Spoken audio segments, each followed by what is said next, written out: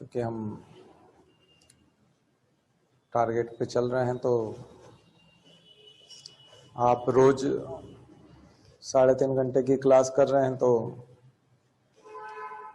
आपको तो समझ में आ रहा होगा कि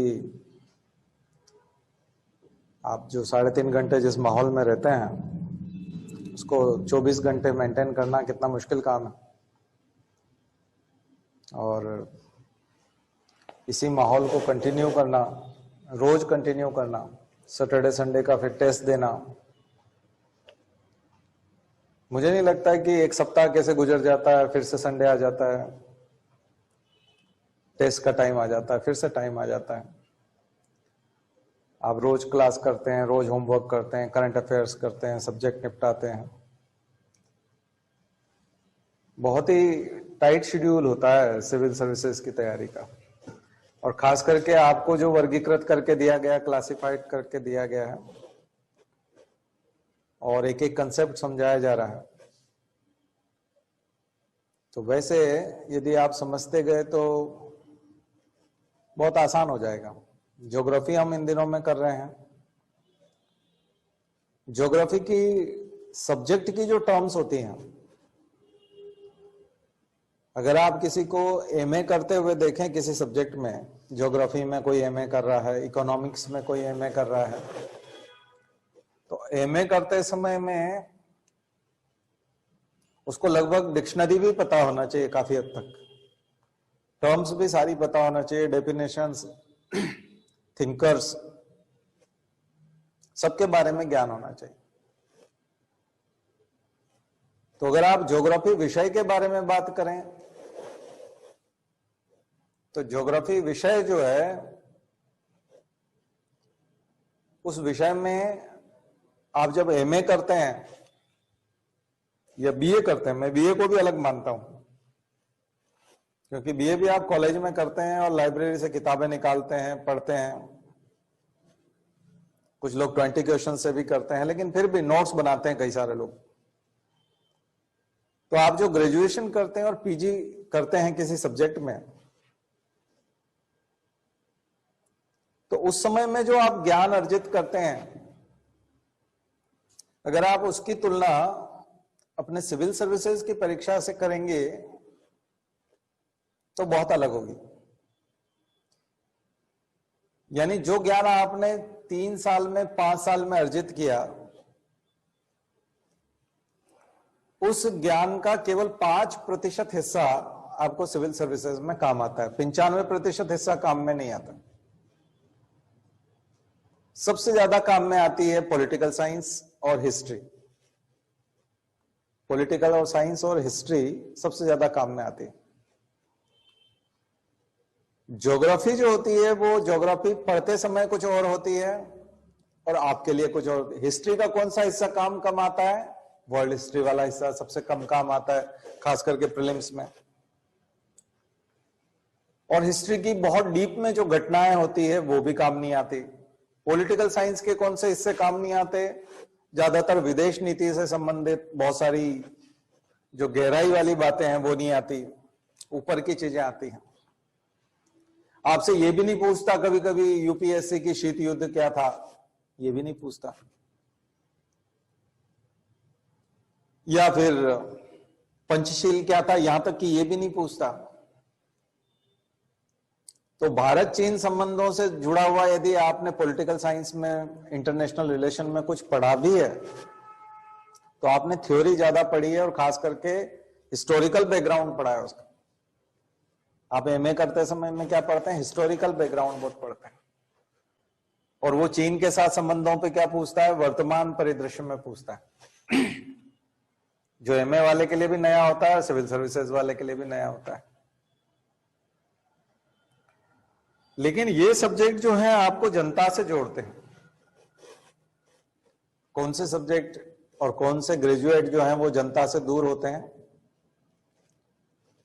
जनता से दूर रहने वाले सब्जेक्ट हैं जब आप कंपनी सेक्रेटरी का कोर्स करते हो, जब आप चार्टर्ड अकाउंट्स का कोर्स करते हो, जब आप इंजीनियरिंग करते हो, तो आप मशीन बन जाते हो।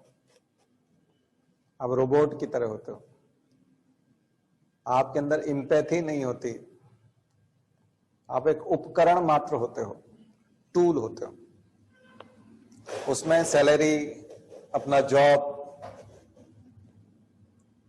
जॉब और सैलरी, और आप एक उपभोक्ता होते हो।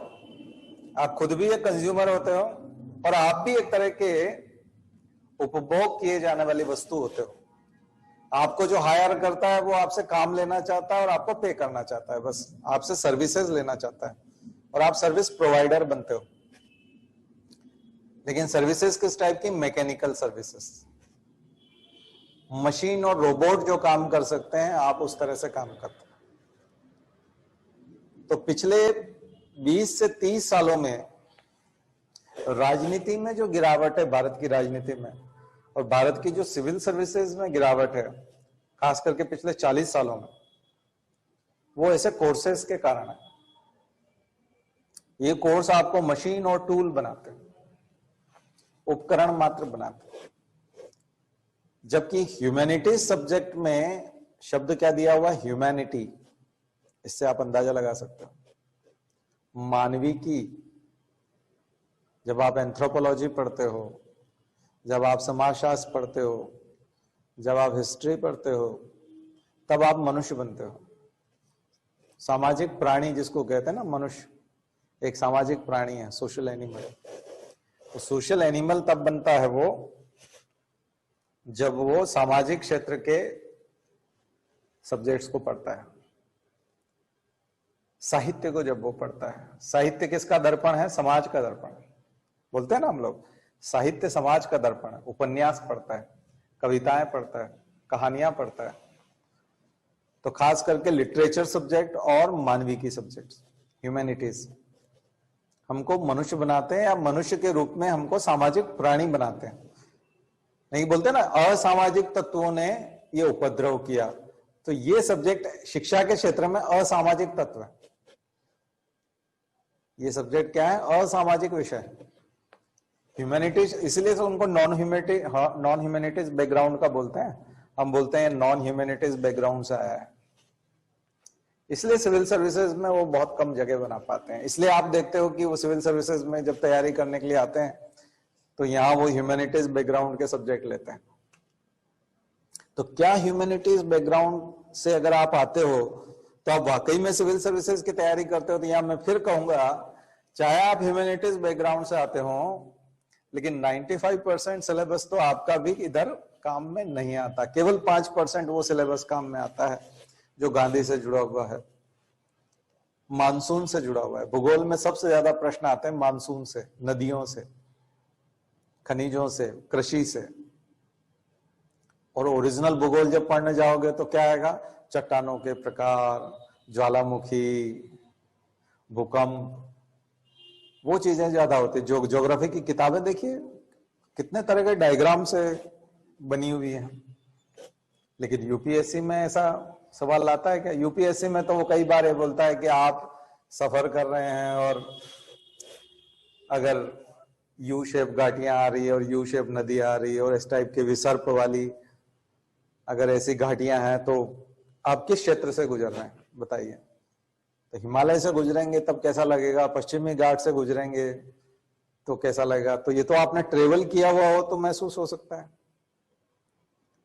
या फिर वो फोना और फ्लोरा के हिसाब से बोल देगा कि ऐसे ऐसे पेड़ दिख रहे हैं, इस प्रकार की पत्ती वाली वनस्पति दिखाई दे रही है जिसकी पत्तियां ऐसी हैं। बताइए आप लगभग कौन से क्षेत्र से गुजर रहे हैं, अंदाजा लगाइए। तो बिल्कुल अलग तरह का सवाल है। तो आप जिससे सब्जेक्ट कहते हैं कि ये सब्जेक्ट पूछा जाता है, तो कई लोग सब्जेक्ट ही पढ़ाने लगते हैं।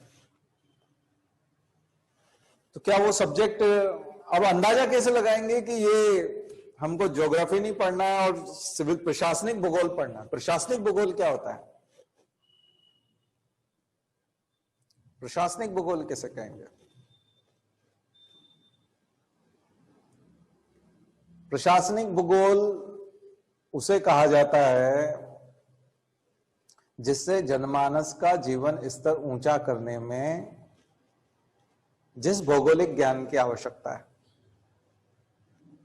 जनमानस का जीवन स्तर ऊंचा करने के लिए जिस भौगोलिक ज्ञान की आवश्यकता है, वो भौगोलिक ज्ञान प्रशासनिक भौगोलिक ज्ञान है, प्रशासनिक भूगोल होगा। जनमानस का जीवन स्तर बेहतर कैसे हो सकता है, सामान्य जो मनुष्य है, नागरिक है, उसका जीवन बेहतर कैसे हो सकता है।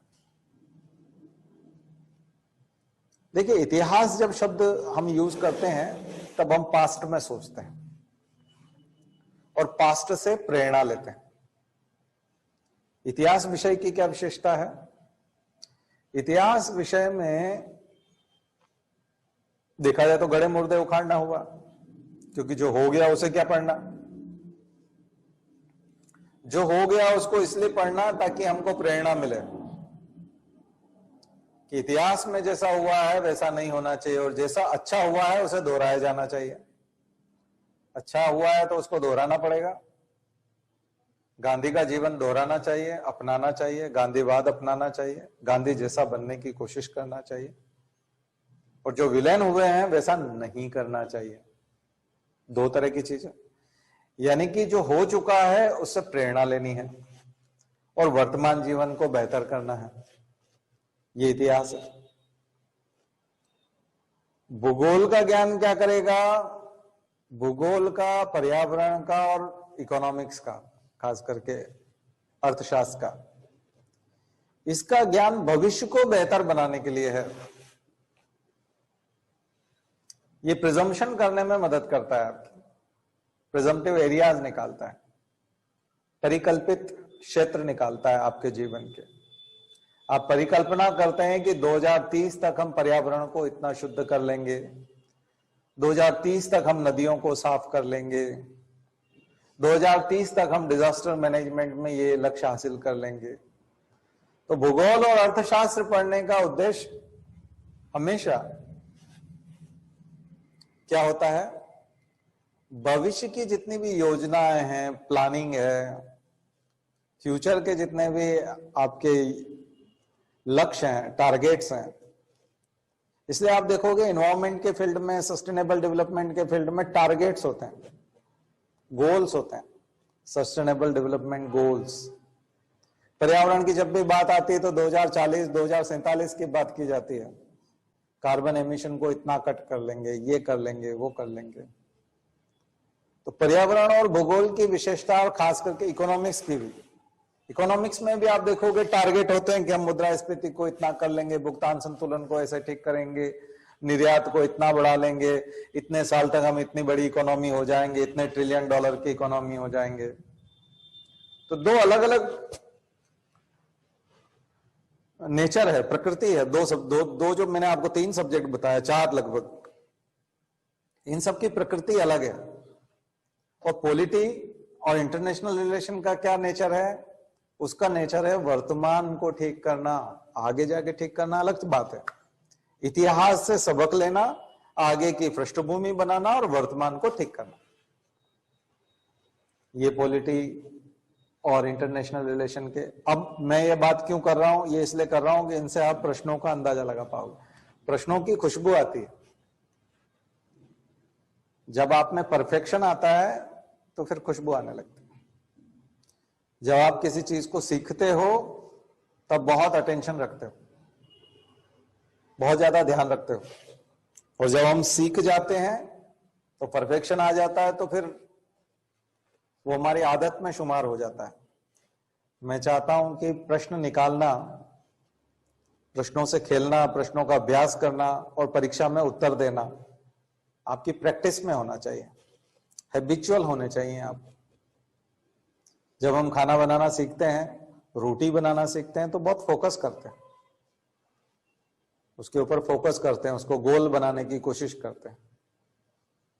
जब हम उसको तवे पे सेकने की कोशिश करते हैं, सिकाई होती है, तब भी ख्याल रखते हैं उसका।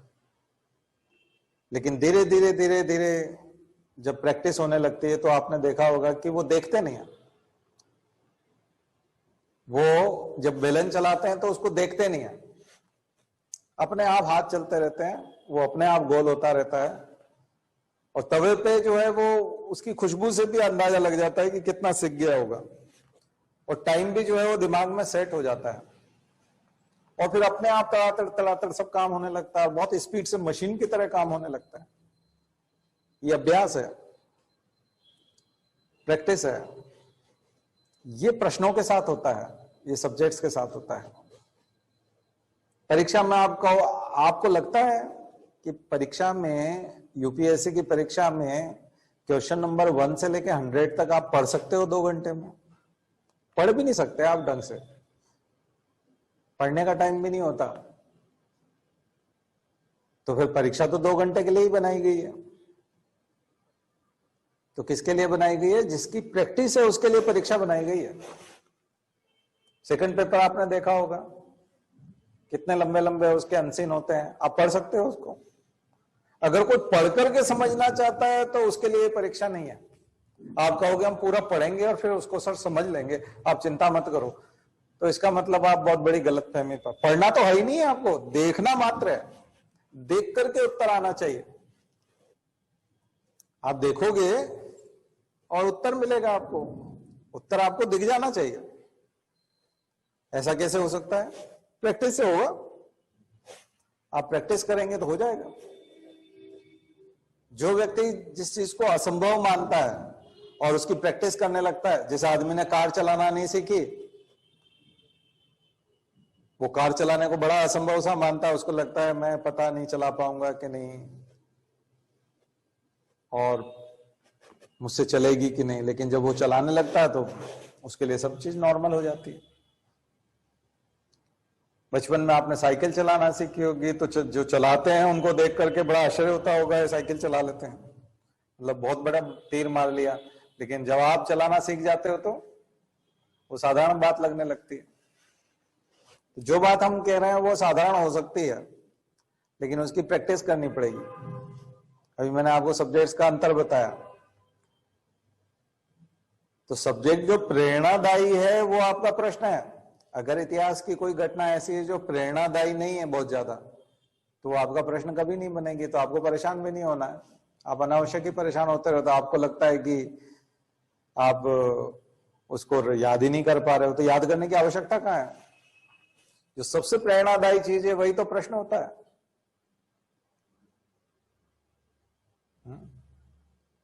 आप देखोगे महापुरुषों में इतने सारे महापुरुष हैं, लेकिन स्वामी विवेकानंद का प्रश्न आया था ना इस बार, परिव्रज्य वाला। तो उनके जीवन का भी सबसे बड़ी विशेषता थी कि वो एक जगह रुकते नहीं थे, घूमते रहते थे, परिव्रज्या करते रहते थे। वही तो प्रश्न था। अंबेडकर से जुड़े हुए प्रश्न आते हैं, गांधी से आते हैं, ज्योतिबा फुले से आते हैं, राजा राम मोहन राय से आते हैं, वहीं से तो आते हैं सब, गिने चुने तो हैं। बार बार वही पढ़ाना पड़ता है, वही ईश्वरचंद विद्यासागर, घूम फिर के वहीं जाएगा हिस्ट्री। ज्योग्राफी जो विनाशकारी बाढ़ें लेके आता है, शहरों में बाढ़ आ गई थी, आपने देखा हैदराबाद में बाढ़ आ गई थी, आपको आर्टिकल भी बताया हैदराबाद में बाढ़ क्यों आई थी। तो ज्योग्राफी आपको आर्टिकल में भी तो पढ़ा रहे हैं, करंट अफेयर्स में। तो शहरों में बाढ़, नदियों में बाढ़ आती है बात समझ में आती है, लेकिन शहर में बाढ़ क्यों आ जाती है? क्योंकि बताया था कि वहां छोटे छोटे बहुत सारे तालाब हुआ करते थे, तालाब हटा लिए गए, तो जो कैचमेंट था और जो खास करके जो लोड लेता था बारिश का, वो जंगल भी चला गया, तालाब भी चले गए, शहर आ गए कंक्रीट के, तो वो वहां पानी अंदर जाता नहीं। तो उसको रोकने वाला कोई नहीं ना उस पानी को। पहले उस पानी को रोक लेते थे, पेड़ रोक लेते थे, पेड़ पौधे जो होते थे वो उसको रिटेंशन पावर थी, और फिर उसको बहा करके बड़े बड़े तालाब भर दिए जाते थे, तो सारा पानी फिर धीरे धीरे शहर में घुसता था। तो उतना तो ड्रेनेज था उनके पास, उतना सिस्टम तो है उनके पास। लेकिन आपने तालाब बंद कर दिए और पेड़ हटा लिए, अब जो भी बारिश होगी वो फ्लो होगा सीधा शहर में, सीधी सी बात है। तो डिफॉरेस्टेशन, अर्बनाइजेशन, और आपका ये जो कंक्रीट के आप बनाते जाते हो और पुराने तालाब खत्म करते जाते हो, ये सबसे बड़े कारण हो जाएंगे। तो ये आएगा। अब ये ज्योग्राफी है क्या? हाँ, ज्योग्राफी में तो आता है। अर्बनाइजेशन भी ज्योग्राफी का हिस्सा है, डिफॉरेस्टेशन भी ज्योग्राफी का हिस्सा है, तालाब होते हैं वो भी ज्योग्राफी का हिस्सा है। लेकिन ये करंट अफेयर्स की चीज है, क्योंकि करंट में कहीं बाढ़ आई है, कहीं तूफान आया है, तो आपको पूछ रहा है चक्रवात क्या होते हैं, क्योंकि चक्रवाती तूफान साल में 1 या 2 बार या तो उड़ीसा या बंगाल या साउथ में चेन्नई या इधर गुजरात में टकराते हैं, कहीं न कहीं टकराते हैं। हमारे कोस्टल एरिया बहुत लंबा है, तो हर साल चर्चा में रहते हैं चक्रवाती तूफान। अलग अलग नामकरण होते हैं उनके कारण पूछे जा सकते हैं। डिजास्टर मैनेजमेंट से जुड़ा हुआ प्रश्न पूछा जा सकता है। अब आप उसको ज्योग्राफी कहेंगे तो मुझे लगता है आप में कच्चापन है। आपसे ज्योग्राफी पढ़ने के लिए नहीं कहा गया है, आपसे ऐसी ज्योग्राफी के ज्ञान की खोज करने के लिए कहा गया है जिससे कि मानव का जीवन कितना अच्छा बनाया जा सकता है, जिससे कि डिजास्टर मैनेजमेंट कितना अच्छा किया जा सकता है, जिससे कि आप एक प्रशासनिक अधिकारी के तौर पे लोगों की जान कैसे बचा सकते हैं। प्री मैनेजमेंट क्या करेंगे, पोस्ट मैनेजमेंट क्या करेंगे, और उसके ड्यूरिंग क्या कैसा करेंगे। जब डिजास्टर चल रहा है तब आप क्या करेंगे, डिजास्टर से पहले क्या करेंगे, और डिजास्टर के बाद क्या करेंगे। उसकी लॉन्ग टर्म तैयारी क्या होगी और शॉर्ट टर्म तैयारी क्या होगी। ऐसे समय में आप साइंस एंड टेक्नोलॉजी का कितना सहारा लेंगे, जो मैंने आपको बताया, रिमोट सेंसिंग का सहारा लेंगे, और जितनी विधियां हैं उसका सहारा लेंगे, तो आपका वो ज्ञान पूछा जा रहा है। इसलिए आपसे आप पेपर उठा के देखिए तो सही, खास करके यूपीएससी का। आप कहेंगे सर एमपीपीएससी में तो वो पूछ लिया था घाटी का नाम क्या है, चट्टान का नाम क्या है। तो ये तो अब एमपीपीएससी के पेपर बनाने वाले की दुविधा है कि उसको समझ में नहीं आ रहा कि मैं किसका पेपर बना रहा हूं। ये तो उसकी परेशानी है। थोड़ा सा एमपीपीएससी का चेयरमैन है, उसकी दिक्कत है। आपने समझदार आदमी को बनाया नहीं, वो कंफ्यूज है। कई लोग पूरी जिंदगी कंफ्यूज रहते हैं, पूरी जिंदगी उनको अंदाज ही नहीं आता है कि हो क्या रहा है, करना क्या है, उनको अंदाज ही नहीं आता है। अलग अलग तरह के व्यक्ति होते हैं ना। एक व्यक्ति है जिसकी साड़ी की दुकान है और वो टीचर बन गया, साड़ी की दुकान है और टीचर बन गया, और वो मैथमेटिक्स पढ़ाता है या फिर स्कूल में इकोनॉमिक्स पढ़ाता है या कॉलेज में पढ़ाता है, वो केमिस्ट्री पढ़ाता है, चलो, और उसकी साड़ी की दुकान है। लड़का उसका साड़ी की दुकान पे बैठता है, शाम सुबह वो टीचर जाके बैठता है। हर समय उसके दिमाग में प्रॉफिट लॉस, इतने में साड़ियां आती हैं, इतने में बिकती हैं, इसमें इतना मार्जिन है, इस बार मैं साड़ी लेने वहां जाऊंगा, फिर थोक में इतनी खरीद के लाऊंगा, और इतना रात दिन यही चलता रहता है। उस टीचर को देखो आप, और उस टीचर के जो फूफा हैं वो एमपीपीएससी में है, उन्होंने कहा तुम बनाओगे जीएस का पेपर, तुम बना लो। वो कैसा पेपर बनाएगा, उसको आइडिया ही नहीं है ह्यूमैनिटीज का, उसको आइडिया ही नहीं है कि ये प्रशासनिक अधिकारी बना रहे हैं और एमपीपीएससी का पेपर बन रहा है, और ये सारे डिप्टी कलेक्टर बनेंगे और ये तहसीलदार बनेंगे और इनको समाज का काम करना है। उसको लगेगा इससे मैं ना ये पूछूंगा कि वाली साड़ी कहाँ की है और इससे मैं पूछूंगा कि केमिस्ट्री का ये फार्मूला क्या है, क्योंकि वो केमिस्ट्री पढ़ाता है, उसको ह्यूमैनिटीज के बारे में पता ही नहीं। फिर उसको लगेगा कि चूंकि हिस्ट्री के क्वेश्चन भी मुझे ही बनाने मान लिए गए, तो मैं बच्चों का टूर लेके फतेहपुर सीकरी गया था, तो फतेहपुर सीकरी पूछ लूंगा, बुलंद दरवाजा पूछ लूंगा। ऐसे गिने चुने प्रश्न ले आता है, इसी टाइप के पॉलिटी में से ले आता है, इसी टाइप के वो ले आता है, उसको आइडिया ही नहीं है। नहीं तो फसलों से पूछेगा, किसानों की इस भूख हड़ताल से पूछेगा, कहीं और जगह से पूछेगा, कृषि कानूनों से पूछेगा, और जगह के प्रश्न आएंगे। नहीं तो वो बोल देगा नकदी फसलें क्या क्या होती है, इसमें से निम्न में से कौन सी नकदी फसल है, कैश क्रॉप कौन सी है, ऐसी 4 फसलें लिख देगा, एक कैश क्रॉप होगी, उसका नाम वो पूछ रहा है। आप खुश हो जाओगे, कैश क्रॉप रटना पड़ती है। तो ये तो खामी है हमारे सिस्टम की कि वो आदमी उठा दिया वहां से, भाई भतीजावाद है, वो उसका भाई है, वो उसका भतीजा है, वो उसका फूफा है, वो उसका चाचा है, उसने उससे पेपर बनवा लिया, उसने उसको फोन कर दिया, उसने प्रतियोगिता दर्पण से 10 प्रश्न उठा। अच्छा, ऐसे बहुत सारे लोग आपने देखे होंगे जिसने प्रतियोगिता दर्पण के पेज नंबर 110 से सारे क्वेश्चन उठा लिए, पूरा 110 पेज छाप दिया। 22 क्वेश्चन थे, 22 क्वेश्चन पेज नंबर 110 के उठा लिए। फिर अक्टूबर 2018 की उठा ली, उसमें से फिर 8-10 क्वेश्चन ले लिए, ऐसा ऐसा भी किया लोगों ने। और चाहे पेपर आउट करने के लिए किया है या क्या किया, तो इस परीक्षा का तो मैं नहीं कह सकता एमपीपीएससी का कि कौन लोग बनाते हैं, कैसे बनाते हैं और कितने सिंसियर हैं। मुझे इतने साल हो गए, 25 साल हो गए इस फील्ड में, मैं अच्छी तरह से जान गया हूं कि इन लोगों का कोई स्तर नहीं है, बिल्कुल भी स्तर नहीं है, सोचने समझने का स्तर ही नहीं है। इनको लगता ही नहीं है कि ये सिविल सर्विसेज के विद्यार्थी इनका चयन कर रहे हैं, अभ्यर्थियों का चयन कर रहे हैं, होश में ही नहीं है लोग। अच्छा, पूरी जिंदगी हो जाती है इनकी, ऐसे ही मर जाएंगे, ऐसे ही जला दिए जाएंगे, अंतिम संस्कार भी ऐसे ही होगा, बिना ज्ञान के अंतिम संस्कार हो जाता है बहुत सारे लोगों का। कई बार हम सोचते नहीं एक ना एक दिन इनको है ना समझ में आएगा, सबक लगेगा, ऐसा नहीं होता है। आपके भी कोई रिश्तेदार होंगे, चाची होगी, फूफी होगी, कोई होगी ऐसे जो बेसिर पैर की बातें करते हैं, तो वो 60 साल की हो गई तो भी वैसे की वैसी बातें करती, 65 की होगी तो भी वैसी बातें करती हो। बाद में एक दिन पता चला कि वो परसों रात को मर गई, तो बोले उससे पहले कोई ढंग की बात की थी, बोले नहीं की थी, मतलब ऐसे ही अंतिम संस्कार हो गया। तो जिसका हम लोग कल्पना करते हैं या अनुमान लगाते हैं या हम सोचते हैं कई बार कि ऐसा होगा, लेकिन ऐसा कई बार होता ही नहीं है। वैसे लोग जो जॉब में आ गए, किसी समय में जॉब में आ गए थे, बहुत आसानी से आ जाते थे पहले, वो आज प्रोफेसर हैं। और प्रोफेसर जो है वो प्रोफेसर नाम का है, काम दाम कुछ नहीं है उसका, आता जाता कुछ है नहीं, पढ़ाने लिखाने का कोई वास्ता ही नहीं है। ढेरों प्रोफेसर हैं, 60% प्रोफेसर ऐसे हैं जिन्होंने कभी चौकी नहीं पकड़ी है, बोर्ड पे एक अक्षर नहीं लिखते हो साल भर में, कभी क्लास में नहीं जाते, हमेशा कुर्सियों पर बैठे रहते हैं, कभी धूप में खड़े रहते हैं, कभी किसी पेड़ के नीचे बैठे होते हैं। कॉलेज यूनिवर्सिटीज में जाओ हमेशा बैठे होते हैं, कभी पढ़ाते ही नहीं हम। कई लोगों को अपना सिलेबस नहीं पता कि क्या पढ़ाते हो,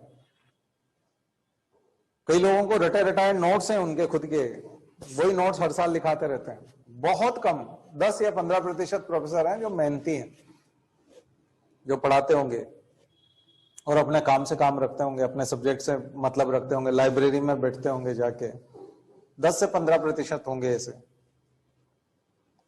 आपको लगता है कि एमपीपीएससी वाले, यूपीएससी वाले ऐसे प्रोफेसर्स को पकड़ते होंगे? ऐसे प्रोफेसर जी हुजूरी नहीं कर सकते। एमपीपीएससी यूपीएससी में फोन नहीं लगाते, ऐसे लोगों को चमचागिरी नहीं आती, ऐसे नेताओं के आगे पीछे चक्कर नहीं काटते। तो एमपीपीएससी और यूपीएससी वाले उनको ढूंढ करके उन 10-15% लोगों को जिनकी जी हुजूरी करते होंगे या कहते होंगे सर आपको हमने खोज निकाला, आप तो वाकई में रोज लाइब्रेरी में समय देते हैं, आप तो बच्चों को पढ़ाते भी हैं, आपको सब्जेक्ट का नॉलेज भी, आप पेपर सेट करिए ना इस बार का, आप क्वेश्चन दीजिए हमको कि हमको बच्चों से क्या पूछना चाहिए, आपको ज्यादा नॉलेज होगा। ऐसे व्यक्ति को मौका देते होंगे? नहीं देते होंगे। किसको मौका मिलता है? जो एमपीपीएससी के चक्कर लगाता होगा, जिसके रिश्तेदार होंगे, जो आवारा टाइप काम करता, आवारागर्दी करता होगा, घूमता फिरता होगा, जो इधर उधर जुगाड़ फिट करता रहता है, जेक लगाता रहता है, जिसके 50 दोस्त हैं इधर उधर।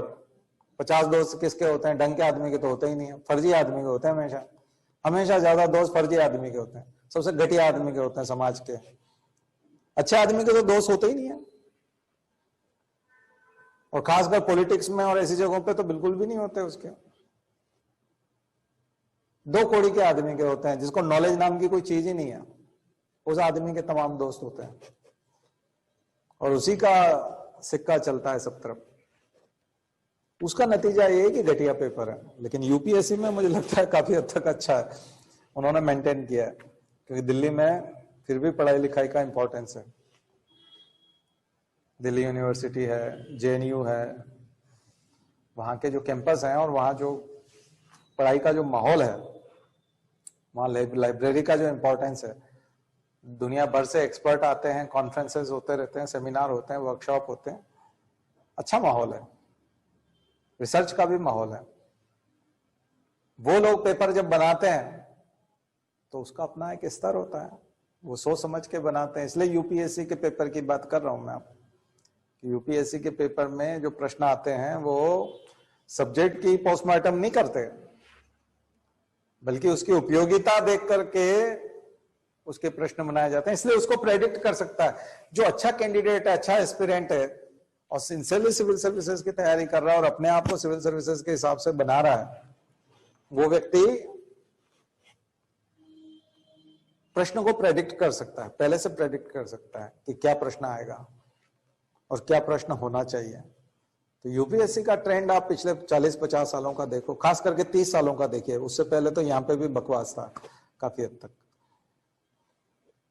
ठीक है, उससे पहले ज्यादा दम नहीं था, लेकिन पिछले 30 सालों में बहुत सुधार हुआ है, हर साल सुधार हुआ है। अब इस बार इन्होंने करंट अफेयर्स कम किया है, वो रणनीति के तहत किया है, क्यों किया है पता नहीं, क्योंकि प्रदीप जोशी जो है चेयरमैन बन के पहुंचे, उन्होंने क्या वहां गुल खिलाया, क्या किया, हो सकता है उनको लगता है सरकार के अगेंस्ट बहुत चला जाएगा पेपर, क्योंकि करंट अफेयर्स पूछेंगे तो एंटी गवर्नमेंट ही होना है। गवर्नमेंट ने ऐसा कुछ अच्छा किया नहीं कि गवर्नमेंट के फेवर में जाए, गवर्नमेंट के कोई काम ऐसे नहीं है।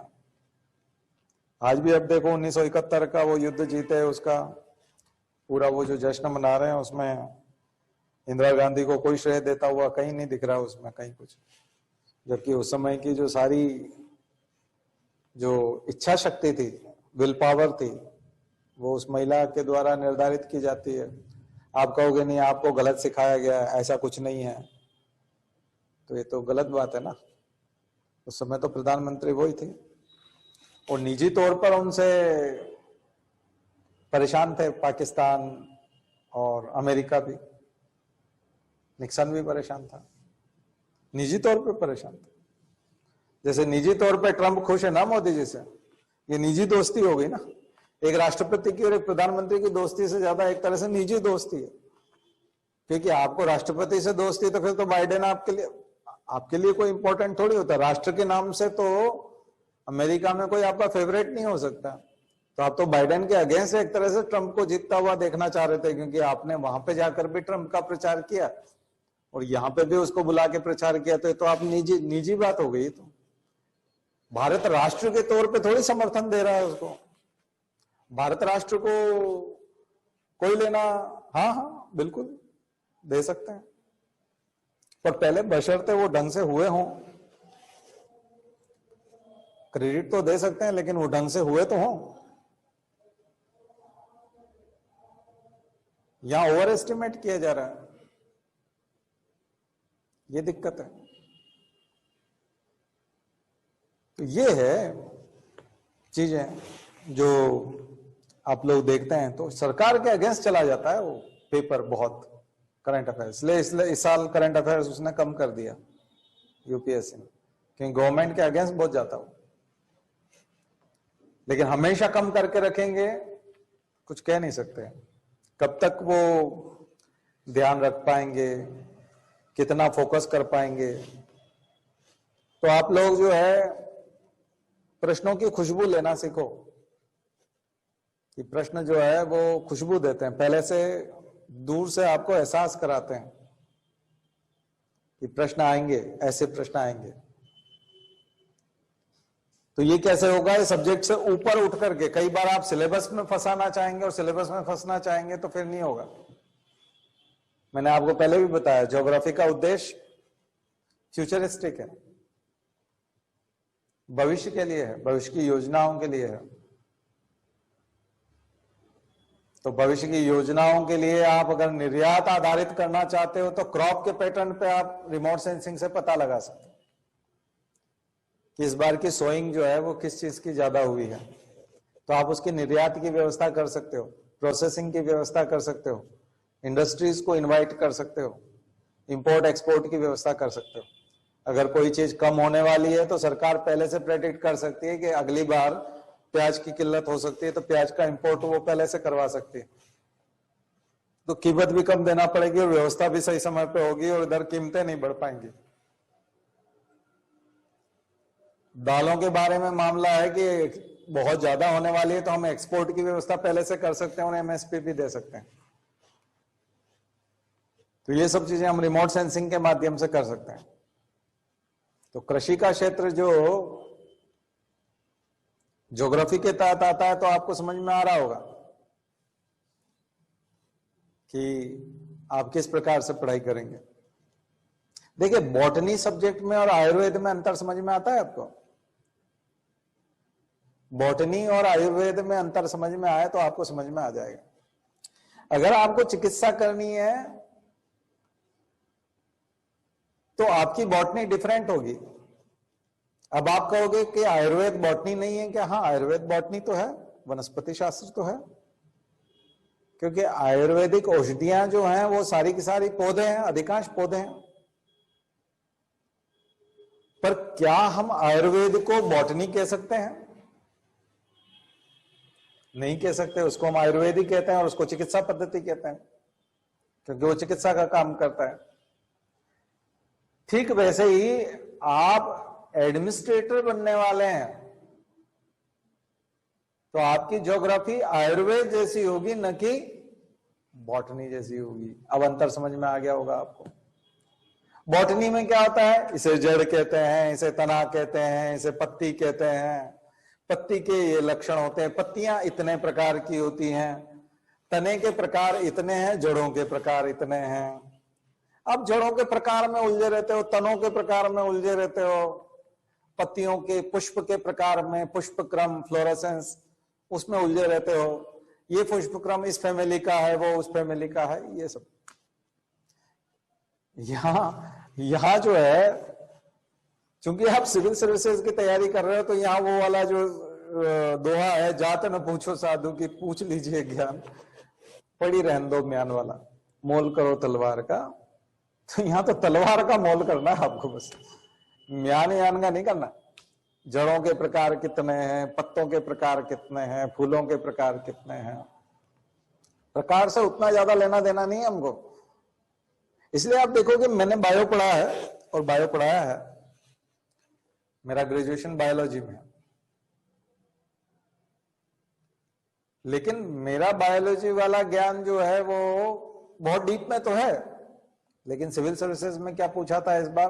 पादप कोशिका और जंतु कोशिका में अंतर। ये तो 11वीं का प्रश्न है, 11वीं की बायोलॉजी का प्रश्न है। आप देखो तो बहुत ऊंचा, बस वो इतना जानना चाहता है कि इन लोगों को पता होना चाहिए, सिविल सर्विसेज के विद्यार्थियों को, कि पादप कोशिका यानी कि जो प्लांट सेल है और एनिमल सेल में डिफरेंस क्या है। यहां तक समझ में आना चाहिए, बस बात खत्म। तो आपको सब्जेक्ट का ज्ञान तो लेना है, ज्योग्राफी का, हिस्ट्री का, पॉलिटी का ज्ञान तो लेना है, लेकिन खास करके प्रारंभिक तौर पे लेना है। इसलिए कई लोग एनसीईआरटी की बात करते हैं कि एनसीईआरटी पढ़ ली जाए, काफी हद तक क्वेश्चंस कवर हो जाते हैं, क्योंकि वो ऊपर ऊपर का सरफेस का बता देता है। तो स्टैटिक पोर्शन कैसे तैयार करना है कुछ समझ में आ रहा है? तो फिर आपको खुशबू आने लग जाएगी। और दूसरा हिस्सा देना है फिर ज्ञान का, करंट अफेयर्स वाला और प्रायोगिक वाला, अनुप्रयोग वाला, एप्लीकेशन वाला। एप्लीकेशन बेस्ड होना चाहिए कि उसके उपयोग अनुप्रयोग कैसे हैं। तो जो मैं बता रहा था कि आयुर्वेद और बॉटनी यानी वनस्पति विज्ञान और आयुर्वेद में जो अंतर है, वनस्पति विज्ञान के विद्यार्थी को डॉक्टर कहते हैं क्या? नहीं कहते। वनस्पति विज्ञान के विद्यार्थी को क्या कहते हैं कि उसने एमएससी इन बॉटनी किया है, तो ज्यादा से ज्यादा बॉटनी का प्रोफेसर है या बॉटनी का लेक्चरर है या बॉटनी में रिसर्च फेलो है, वो रिसर्च कर रहा है बॉटनी में। तो बॉटनी में रिसर्च हो सकती है, बॉटनी आप टीच कर सकते हैं, आप लेक्चर दे सकते हैं, आप कॉलेज में प्रोफेसर हो सकते हैं, या फिर आप रिसर्च स्कॉलर हो सकते हैं बॉटनी के। लेकिन जैसे ही बॉटनी के अप्लाइड पार्ट में जाते हैं, आप इथनो बॉटनी में जाते हैं, बॉटनी के उन प्लांट प्रोडक्ट्स को निकाल करके लाते हैं, उनके एल्कोलाइड्स को निकालते हैं, उन पे रिसर्च करते हैं और उनके माध्यम से बताते हैं कि इससे जो है आर्थराइटिस ठीक हो जाएगा, इससे हाइपरटेंशन कंट्रोल होता है, इससे ब्लड प्रेशर, जो ब्लड शुगर है वो कंट्रोल होता है, इससे किडनी की बीमारियां ठीक होती है, ये वाला प्लांट एक्सट्रैक्ट लेने से ये होता है। तो जैसे ही आप उस रिसर्च में जाएंगे वो फार्माकोलॉजी होगी। लेकिन जब आप मेडिसिन के फॉर्म में, जब वो फार्मेसी उसको मार्केट में उतार देता है और उस मेडिसिन का नाम जैसे डॉक्टर को याद हो जाता है, चूर्ण का नाम, आसव का नाम याद हो जाता है, और फिर वो लिखता है कि इस बीमारी के लिए आप ये ले लीजिए और इतने दिन तक लीजिए, आपका ठीक हो जाएगा, वो डॉक्टर हो जाता है। वो डॉक्टर हो गया। ठीक वैसे ही ज्योग्राफर नहीं है आप, ज्योग्राफी के प्रोफेसर नहीं है, ज्योग्राफी के लेक्चरर नहीं है, बल्कि आप कलेक्टर हैं, आप एसडीएम हैं, आप तहसीलदार हैं, आप पुलिस में हैं। तो आप ज्योग्राफी पढ़ करके पुलिस कहलाएंगे, डीएसपी कहलाएंगे, आईपीएस कहलाएंगे, एसपी कहलाएंगे, आप पढ़ करके इनकम टैक्स कमिश्नर कहलाएंगे, आप पढ़ करके डीआरएम कहलाएंगे। इसका मतलब आपको सामान्य समझ होनी चाहिए उसकी। और कौन सी समझ होनी चाहिए? लोकोपयोगी। पब्लिक के लिए कौन सी ज्ञान जो है वो कितना लाभकारी है वो आपको पता होना चाहिए। इसलिए मैं बार बार वेलफेयरिस्टिक और लोकोपयोगी बात करता हूं। जनता के लिए कौन सा लाभकारी है? तो फिर जो आयुर्वेद में और बॉटनी में अंतर है वो आपकी ज्योग्राफी और एडमिनिस्ट्रेटिव ज्योग्राफी में अंतर आ जाएगा। तो टॉपिक्स में जो पढ़ने का जो तरीका है फिर आपका बदल जाएगा। आपको आप कल भी मैं इस बात को कर रहा था और परसों भी, तो आपको जिस तरह से बता रहा था कि कैसे आपका ज्ञान का रूपांतरण होता है, वो ज्ञान का रूपांतरण इस रूप में होता है। फिजिक्स सब्जेक्ट पढ़ते हो और फिर आप इंजीनियरिंग में जाकर के पढ़ते हो तो अप्लाइड पार्ट पढ़ते हो। फिजिक्स तो वैसे ही है। केमिस्ट्री पढ़ते हो और फार्मेसी पढ़ते हो, कितना अंतर आ जाता है। केमिस्ट्री पढ़ते हैं तब भी हम फार्मूला पढ़ते हैं, तब भी फिनॉल पढ़ते हैं, बेंजीन पढ़ते हैं, एथिल अल्कोहल, ईथर, सारा चीज पढ़ते हैं। Organic chemistry, inorganic chemistry, physical chemistry हम लोग अलग अलग पढ़ते हैं कि नहीं? केमिस्ट्री पढ़ते हैं। लेकिन जो फार्मेसी पढ़ता है वो क्या करता है? वो उसका रूपांतरण हो जाता है।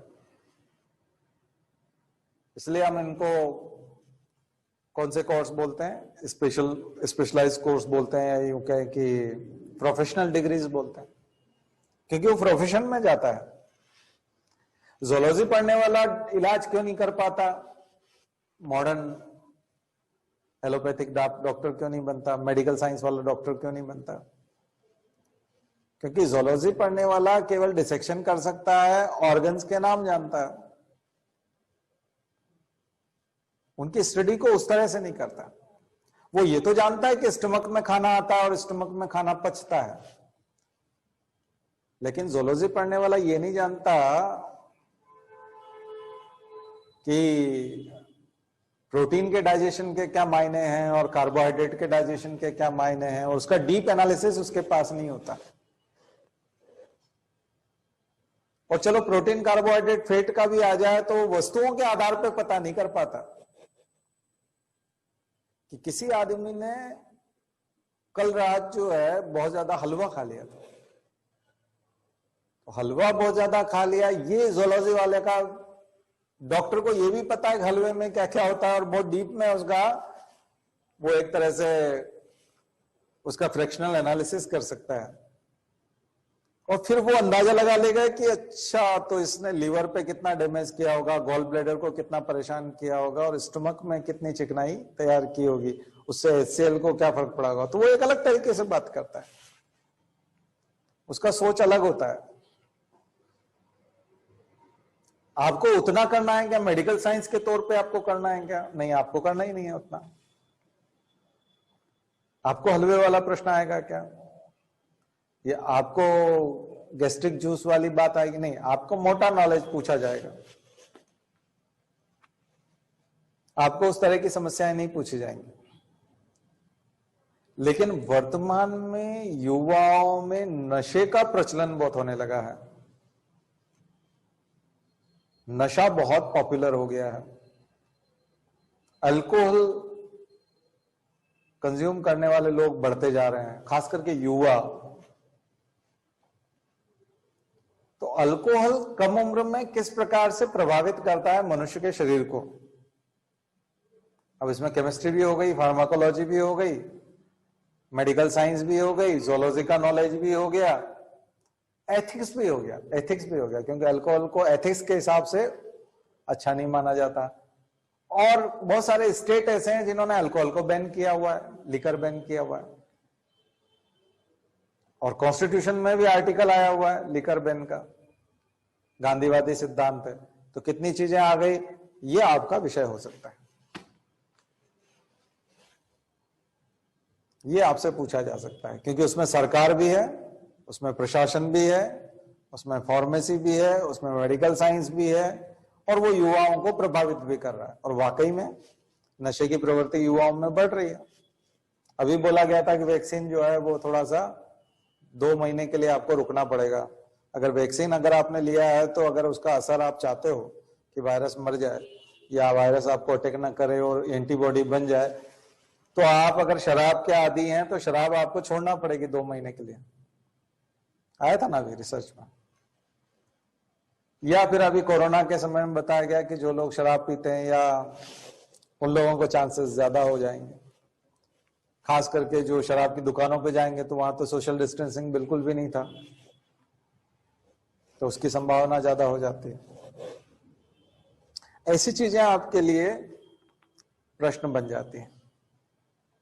तो आपके आसपास की दुनिया में जो चीजें फैली पड़ी है ना, वो प्रश्न ज्यादा है। पेस्टिसाइड वाला मैं बार बार बताता हूं आपको।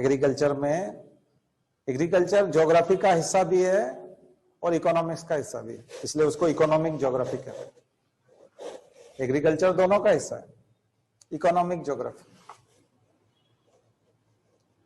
तो उसको इकोनॉमिक एंगल से भी पढ़ना पड़ता है और ज्योग्राफिक एंगल से भी पढ़ना पड़ता है, क्योंकि जो फैक्टर्स अफेक्ट करते हैं वो ज्योग्राफिकल है, इकोनॉमिकल उतने नहीं है।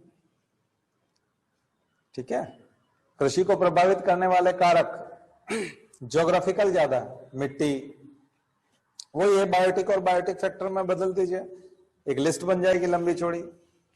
किसी भी चीज में कभी आपको फैक्टर की बात करें तो भोपाल के पर्यावरण को प्रभावित करने वाले कारक, अगर आपसे इंटरव्यू में पूछा जाए कहां से आए हो भाई, आप कहेंगे भोपाल से आया हूं।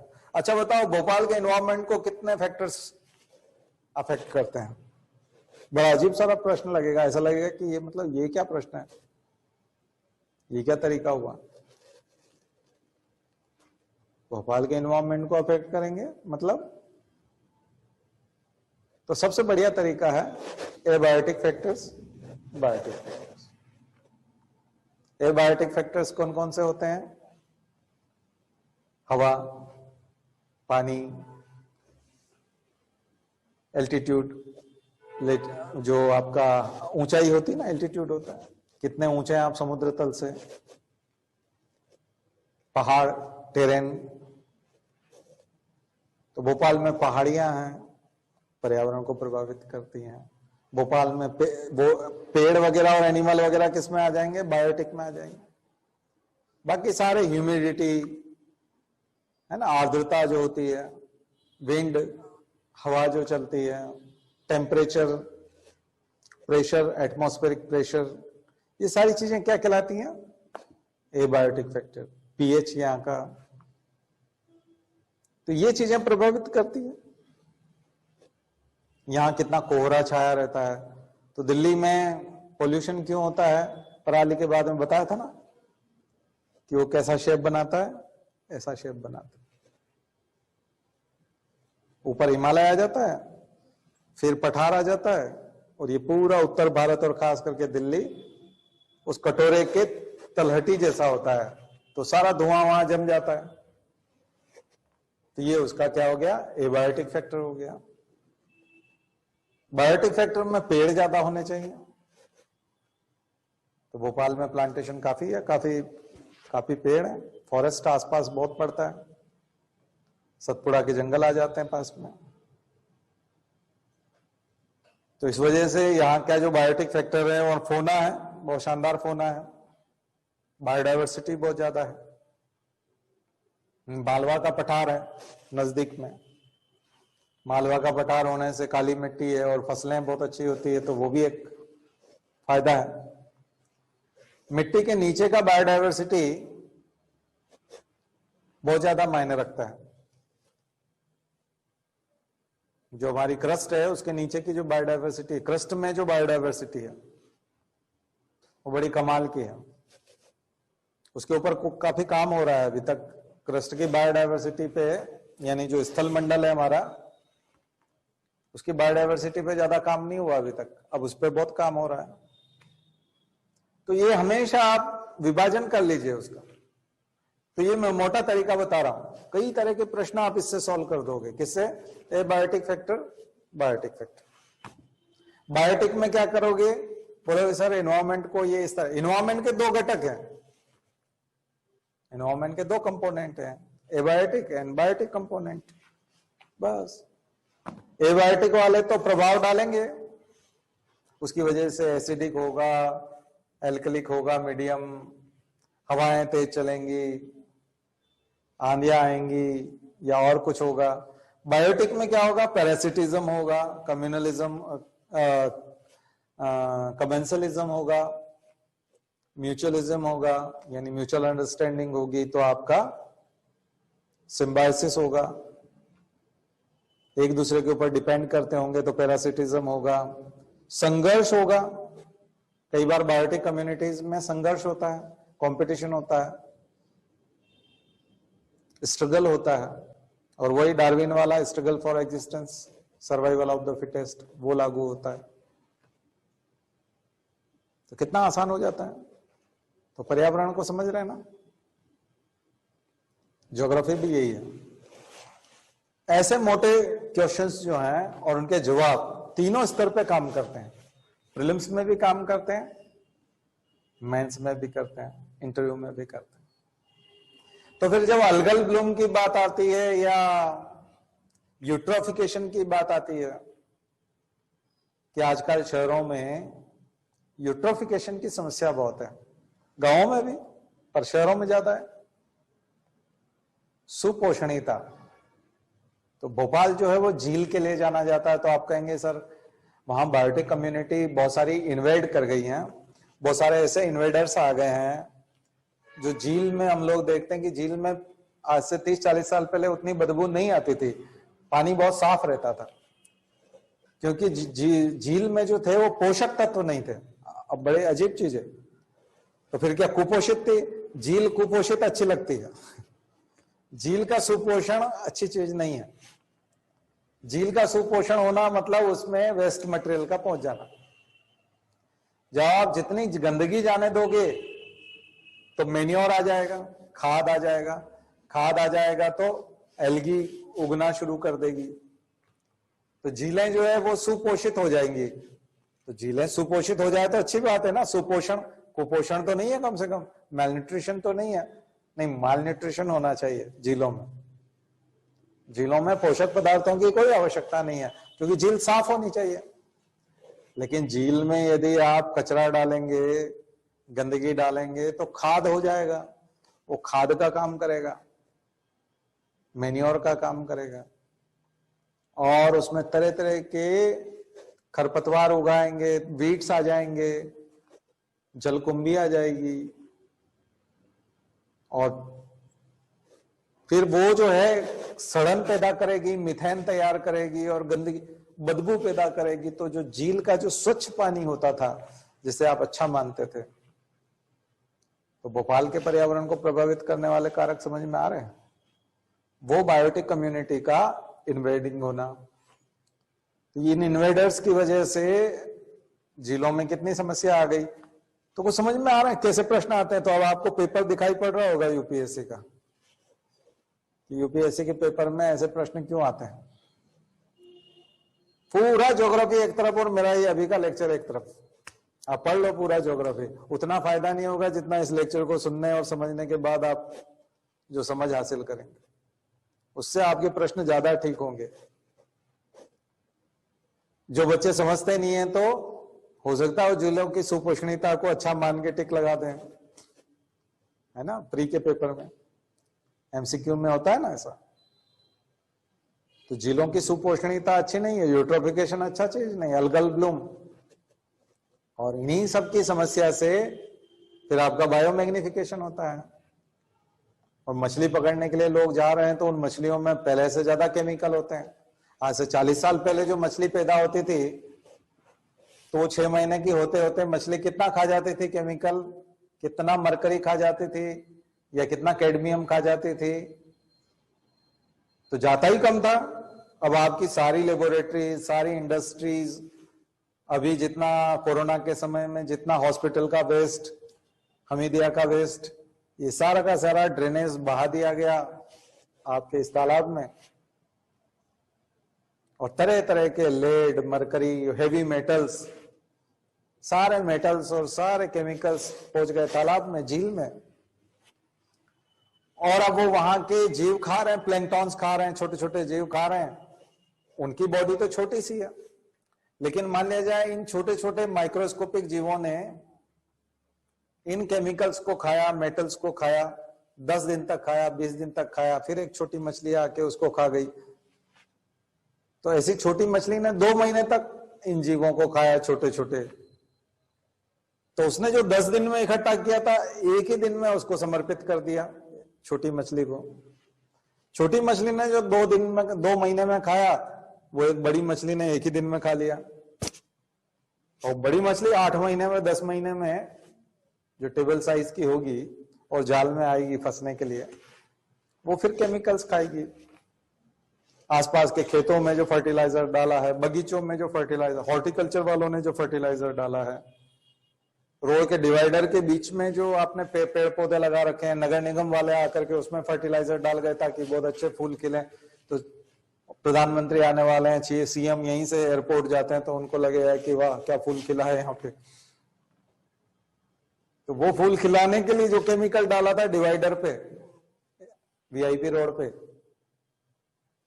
तो वीआईपी रोड पे जो पानी गिरा, बहा, उसमें नाला बना हुआ है, वो उधर चला गया उसमें।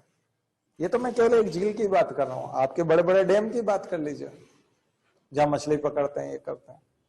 अब इन सारी मछलियों को, जिनके अंदर ये सब एक्यूमुलेशन हो गया है, इसी को बायोमैग्निफिकेशन कहते हैं। मैग्नीफाई होता रहता है, जैव आवर्धन, ये केमिकल, ये मेटल्स, सारा जहर सब अपना समेट समेट करके इकट्ठा कर करके ऊपर ट्रांसफर करते जाते हैं। ट्रॉफिक लेवल बढ़ते जाते हैं, और सबसे ऊपर वाले ट्रॉफिक लेवल पे फिर मनुष्य, सर्वाहारी, टॉप कंज्यूमर, वो उसको कंज्यूम करता है, तो उसको सब्ज्यूम भी करता है। कंज्यूम के साथ साथ उसको सब्ज्यूम करता है, किसको? मेटल्स को। यही तो हो गया आपका बायोमैग्निफिकेशन। तो मनुष्य में फिर अचानक से बोले कि नहीं, ये तो तंबाकू भी नहीं खाते थे, तो कुछ नहीं करते थे, इनको कैंसर क्यों हो गया? तो कैंसर क्यों हो गया समझ में आ गया। वो मेटल गए अंदर, कोल्चिसिन को गड़बड़ किया, माइटोसिस मियोसिस को डिस्टर्ब किया, ये हो गया, माइटोसिस को डिस्टर्ब किया, और ये सेल डिवीजन फास्ट हो गया, ये हो गया काम खत्म। मैंने आपको G1 G2 पॉइंट बताए थे, ग्रोथ पॉइंट, कोल्चिसिन बताया था जो सेल डिवीजन के लिए जिम्मेदार है। यही सब कैंसर के, ये कार्सिनोजन का काम करने लगते हैं वो। तो एक एग्जांपल से आपको बात समझ में आई कि कैसे ज्ञान के उस प्रवाह तक आपको उधर पहुंचना है, काम का ज्ञान उठाना है। तो इकोलॉजी इन्वायरमेंट भी हो जाएगा और ज्योग्राफी भी हो जाएगा। यही ज्योग्राफी का हिस्सा, आप ज्योग्राफी में भी पढ़ते हैं इसको, इकोलॉजी इन्वायरमेंट में भी पढ़ते हैं। तो ये बहुत डिफरेंट है, उससे बहुत डिफरेंट है। किससे? जो ज्ञान आप रटने वाला जो ज्ञान है। 2 तरह के नॉलेज मैं आपको बता देता हूं, एक स्ट्रक्चरल नॉलेज होता है, एक बिहेवियरल नॉलेज होता है। स्ट्रक्चरल नॉलेज और बिहेवियरल नॉलेज, संरचनात्मक ज्ञान जो संरचना तैयार करता है, वो प्रारंभिक तौर पे हमको पता होना चाहिए। प्रारंभिक तौर पे हमको पता होना चाहिए कि स्टमक जो होता है, स्टमक के बाद में इंटेस्टाइन आता है। कहीं संरचना में ये गड़बड़ ना हो, क्रम में, सीक्वेंस में, कि हम ये कहते हैं कि इंटेस्टाइन के बाद में स्टमक आता है, ऐसा नहीं होता। तो हमको संरचना पर इतनी पता होना चाहिए। फिर उसके बाद हमको उसकी फिजियोलॉजी वाला जो पार्ट है वो ज्यादा अच्छे से पता होना चाहिए कि भोजन का जो पाचन है। इसलिए आप बायोलॉजी में 2 तरह की चीजें पढ़ते हो, मैंने बताया भी था, digestive system and physiology of digestion, 2 अलग अलग चैप्टर होते हैं। एक होता है डाइजेस्टिव सिस्टम। जब आप सिस्टम पढ़ते हो तब क्या करते हो? तब जैसे मकान होता है ना, मकान के अंदर हम बोलते हैं कि ये एक मकान है, इसमें ड्राइंग रूम है, ये बेडरूम है, ये किचन है। वो स्ट्रक्चर होता है। उसको जब खाली होता है तब आप उसको किसी को भी दिखाने ले जाते हो तो उसको बोलते ये हमने यहां पर ड्राइंग रूम बनाया है, ये बेडरूम है, और ये किचन है, और ये बाहर लॉबी है, और ये हमारी बालकनी है, और ये इस तरह से आप दिखा सकते हो। ये हो गया सिस्टम, स्ट्रक्चरल। लेकिन जब आप कहानी के तौर पे बताओ, दादाजी बालकनी में बैठे थे, मम्मी किचन में खाना बना रही थी, मैं उस समय बेडरूम में था और उठा ही था कि अचानक से दम की आवाज आई। आया समझ में? ये हो गया फिजियोलॉजी, ये हो गया बिहेवियरल। तो आपकी जो तैयारी है वो इस लेवल पे होती है। स्ट्रक्चर आपको फालतू में ही याद रखना है, मतलब आपको याद रखना ही है उसको, अंडरस्टूड है वो, कि वो आपको याद है। नहीं तो कौन कहां था और कितनी दूरी पे था और आपको कैसे पता चलेगा? तो हर व्यक्ति समझ सकता है बालकनी कितनी दूर होती है, हर व्यक्ति समझ सकता है ड्राइंग रूम कितना दूर होता है, हर व्यक्ति समझ सकता है कितना आसपास किचन रहा होगा। जबकि आपने किसी को नहीं बताया कि वो 20 फीट दूरी पे थे, 30 फीट दूरी पे थे, ऐसा नहीं बताया। लेकिन कोई भी अंदाजा लगा सकता है कि कितना दूर रहा होगा कौन, और किसको आवाज कहां से आई। बिल्कुल पिक्चराइजेशन हो जाता है उसका। तो सिविल सर्विसेज की तैयारी बिहेवियरल ज्यादा है, 90% बिहेवियरल है, 10% स्ट्रक्चरल है। तो आप स्ट्रक्चरल वाला पार्ट तैयार करिए एनसीईआरटी से, 90% पार्ट तैयार कीजिए अपने नॉलेज से, पढ़ाई से। वो पढ़ाई कैसे होगी? तो वैसी किताबें हैं क्या मार्केट में? नहीं है, वैसी किताबें मार्केट में नहीं है, टोटल स्ट्रक्चरल बुक्स है। इसलिए हमने जो नोट्स बनाए हैं वो बिहेवियरल नोट्स। हमारे नोट्स को पढ़िए तो आपको बिहेवियर समझ में आएगा, परीक्षा का भी और ज्ञान का भी। मार्केट की जितनी भी किताबें हैं उनमें 90% किताबें बिहेवियरल है ही नहीं, वो स्ट्रक्चरल यानी उसी को इनलार्ज करती है। एनसीईआरटी ने जो बताया उसको इनलार्ज करती है, उसको और डेप्थ में ले जाती है बस। यानी कि किचन में फिर और कितने प्रकार के किचन, इटालियन किचन, फलाना किचन, ये, और उसी किचन के तारीफ में और किचन की उसी में चला जाता है बस, है ना। और उसी की व्याख्या ज्यादा करता है वो, उससे कुछ नहीं होना जाना। किचन के बारे में तो मात्र उतना जानिए कि किचन होता है और इसमें खाना पकाते हैं, बस बात खत्म। बहुत ज्यादा नॉलेज रखने की उसमें जरूरत नहीं, क्योंकि वहां का पूछेंगे नहीं, इसलिए भूगर्भिक चट्टाने और ये और फलाना और ये अंदर और चले जाए तो नहीं। चट्टाने पता होना चाहिए चट्टाने क्या होती हैं, रॉक्स क्या होती हैं और कितने प्रकार की होती हैं, बात खत्म। और कौन सी कैसे बनती है। अब उनके और ज्यादा डीप में जाएंगे, उनके सब टाइप्स में जाएंगे, उससे नहीं। अब तो आप ये देखो कि चट्टाने काम कहाँ आती हैं, आपके घर में कहाँ काम आती है? मकान बनाने में कौन सी चट्टान काम में लेते हो? वो किचन का ग्रेनाइट का, मंदिरों में कौन सा लेते हो? शहीद स्मारक बनाना हो तो कौन सी चट्टान का उपयोग करोगे? स्टोन बनाते ना, विजय स्तंभ बनाते हैं, चमकता हुआ स्टोन बनाते हैं, तो पर्यटन स्थल पर कौन सी चट्टानों का प्रयोग होगा? उस टाइप की चीजें देखो। जो दैनिक जीवन में चट्टानों के प्रकार क्या है, तो वहां आपको, तो अब आपकी पढ़ाई का समय किधर जाना चाहिए? स्ट्रक्चरल में कितना जाना चाहिए और बिहेवियरल में कितना जाना चाहिए, प्रैक्टिकल एप्लीकेशन वाले पार्ट में कितना? 90-10 रेशो कैसा होना चाहिए? 90% और 10% वाला होना चाहिए। 90-10 का रेशो होना चाहिए। हम क्या कर रहे हैं? हम गड़बड़ कर रहे हैं। कहां कर रहे हैं? हम लोग 60% तक स्ट्रक्चरल पढ़ लेते हैं कई बार, जो एनसीईआरटी से काम हो सकता था हमारा, उसके बजाय हम आगे की बीए की और एमए की किताबें तक पढ़ के और सब्जेक्ट को स्ट्रॉन्ग करते हैं। खास करके दिल्ली में जो अलग अलग कोचिंग वाले पढ़ाते हैं तो वो सब्जेक्टिव पढ़ाते हैं, इस सब्जेक्ट के एक्सपर्ट आएंगे, ये पढ़ा जाएंगे, तो वो बहुत डीप में डरा के चले जाते हैं। और बहुत डीप में पढ़ाया जाता है उसको, उससे कुछ होता जाता नहीं है। उसका प्रैक्टिकल एस्पेक्ट में ले जाने की जरूरत है। और प्रैक्टिकल में जाएंगे तो आपके प्रश्न दिखने लग जाएंगे, आपको यूपीएससी के क्वेश्चन दिखने लग जाएंगे। मैंने अभी बताया कि हिस्ट्री के बहुत ज्यादा डीप में जाने के बजाय आप जिन लोगों को समझ गए हो, पढ़ लिए हो, उनके काम को समझ लो, बहुत है। कोई आपसे ये नहीं पूछेगा कि तमिलनाडु के कोई 10 समाज सुधारक के नाम लिखे, ऐसा नहीं पूछेगा। तमिलनाडु में इतने समाज सुधारक है नहीं। अब जैसे तमिलनाडु में होंगे 200 के आसपास समाज सुधारक, लेकिन आपको 10 भी याद रखने की जरूरत नहीं है। लेकिन बंगाल के 5 तो याद रखना पड़ेंगे ना, बंगाल से तो 5 याद रखना पड़ेंगे, तो ये अंतर हो जाएगा। तो मेरी मंशा को समझे होंगे आप, और आप थोड़ा सा हल्का भी महसूस करेंगे कि पढ़ाई जो है वो आसानी से हो सकती है। गलत दिशा में करोगे तो 4-5 साल तक करते रहोगे, रिजल्ट आएगा नहीं। सही दिशा में करोगे 6 महीने में रिजल्ट आ जाएगा। 6 महीने से ज्यादा की ये परीक्षा नहीं है, अगर समझदारी से काम लिया जाए तो।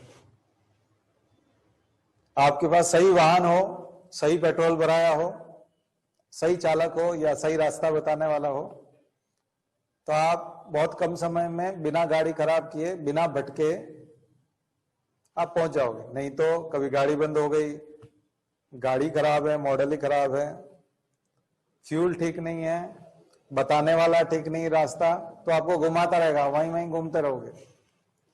तो कोई व्यक्ति नहीं पहुंच पाता है, इसका मतलब कई तरह की खामियां हैं। गाड़ी की खराबी भी हो सकती है, फ्यूल की भी हो सकती है। गाड़ी मतलब हमारा शरीर मान लो, तो शरीर को ठीक रखो, बीमार मत होने दो। फ्यूल अच्छा डालो, मतलब खाना पीना ठीक रखो। मार्गदर्शन हम दे ही रहे हैं, आपको गाइड कर रहे हैं, हमारे निर्देशानुसार आगे बढ़ते चले जाओ, सही समय पे पहुंच जाओगे। करना कुछ है नहीं। तो क्या क्या हिस्सा इंपॉर्टेंट हो गया? तो बिल्कुल इंपॉर्टेंट हिस्से निकाल लीजिए, मैं लिखवा देता हूं आपको, जो आपको तैयार करना चाहिए। सबसे ज्यादा जोर दिया जाना चाहिए ज्योग्राफी वाले हिस्से में फॉरेस्ट पे, सबसे ज्यादा जोर देने वाली चीज फॉरेस्ट। प्राथमिकता जो देनी है आपको, नोट कर सकते हैं आप लोग, नोट करते जाइए। अगर आपको 1 महीना ज्योग्राफी पढ़ना है तो 3 दिन आपको फॉरेस्ट पढ़ना चाहिए, 2 दिन आपको मिनरल्स पढ़ने चाहिए,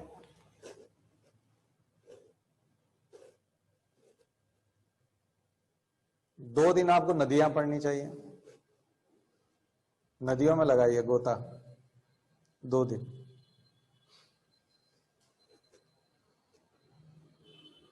2 दिन आपको क्रॉप्स पढ़ने चाहिए। ये सब बराबर वेटेज वाली चीजें बता रहा हूं। क्रॉप्स, फसलें। 2 दिन आपको इंडस्ट्रीज पढ़नी चाहिए।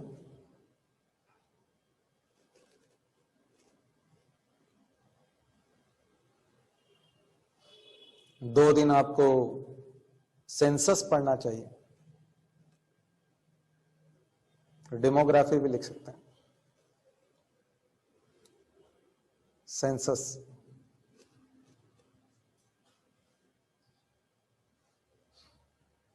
2 दिन आपको ट्रांसपोर्ट पढ़ना चाहिए, ट्रांसपोर्ट।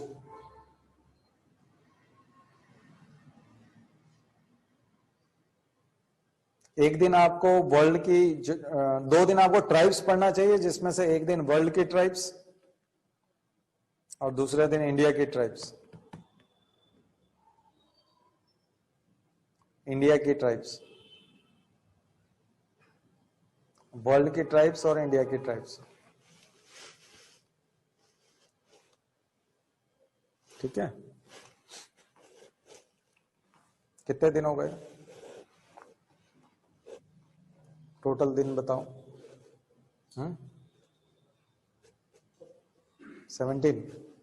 अब एक एक दिन क्या क्या करना चाहिए वो लिख लो। 1 दिन वाला बता रहा हूं। 1 दिन आप पढ़िए ऊर्जा, एनर्जी, जो फिजिक्स में भी आती है, इधर भी आती है, खास करके ऊर्जा, जिसमें नवीनीकरण और रिन्यूएबल और नॉन रिन्यूएबल वाली बात आती है, खास करके वो।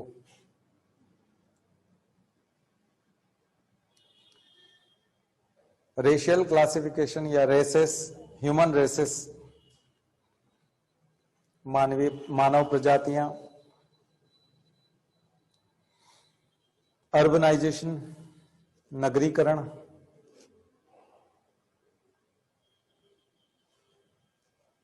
पॉल्यूशन,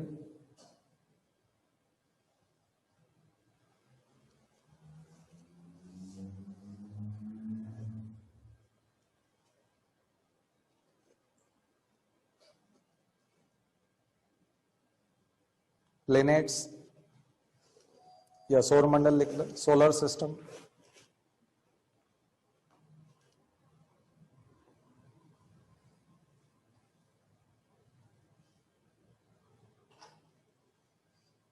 डेजर्टिफिकेशन, मरुस्थलीकरण,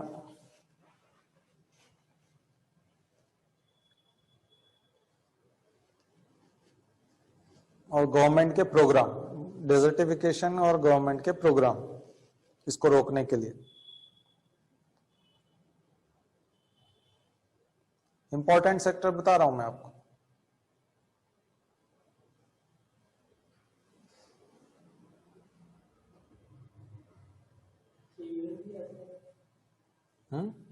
हाँ, यूएन तक, बिल्कुल अंतर्राष्ट्रीय संस्थाओं तक लेना पड़ेगा।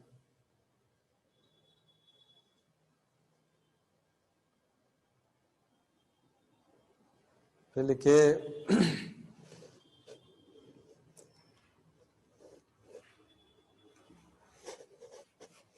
महत्वपूर्ण नगर, इंपॉर्टेंट सिटीज के बारे में पढ़िए।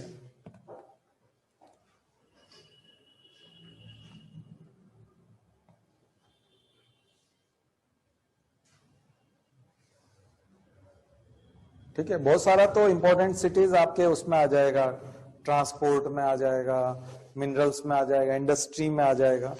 नाम तो वहां आ जाएंगे, लेकिन उनके बारे में थोड़ा सा डिटेल, जो मैंने आपको पिछली बार बताया था कि कुछ डिटेल्स पढ़िए आप, है ना। और ह्यूमन सेटलमेंट, अर्बनाइजेशन के बजाय ह्यूमन सेटलमेंट कर लीजिए ब्रैकेट में। अर्बनाइजेशन जहां लिखा है नगरीकरण, वहां पर ह्यूमन सेटलमेंट, मानव बस्तियां, उसमें दूसरे प्रकार की बस्तियां भी आ जाएंगी। और मैं रिपीट करवाऊंगा, एनवायरमेंट में वो चीजें यहां पे भी जोड़ लीजिएगा। National park, biosphere reserve, biosphere reserve,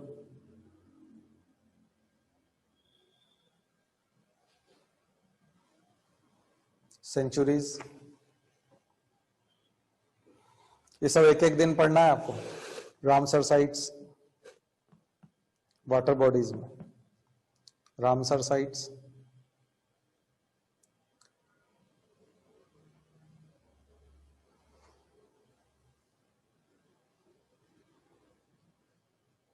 bracket में लिख लीजिए वेटलैंड्स,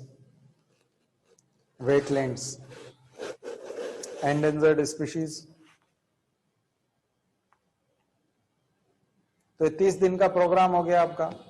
इसमें से जितना आपने कर लिया है उतना ठीक है, ठीक है। लेकिन बहुत ज्यादा पर्वत, महासागर और वो सब जो है, बाकी तो हमने करवाया आपको। एशिया हो गया था हमारा, यूरोप बोला था आपको करने के लिए।